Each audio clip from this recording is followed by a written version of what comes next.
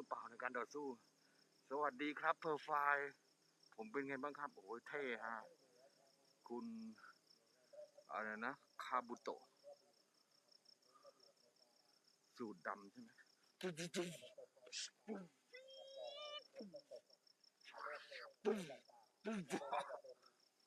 เท่มากเลยครับขอบคุณครับสวัสดีครับ Innovation Man สวัสดีทักทายทุกท่านนะปุ้มปุ้มปุ้มปุ้มปุ้มยุงกัด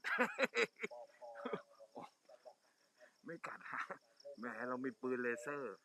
จัดการยุงได้มาอาวุธระยะประชิดเราก็สู้ได้ว้าวขอบคุณครับนี่ขอบคุณครับ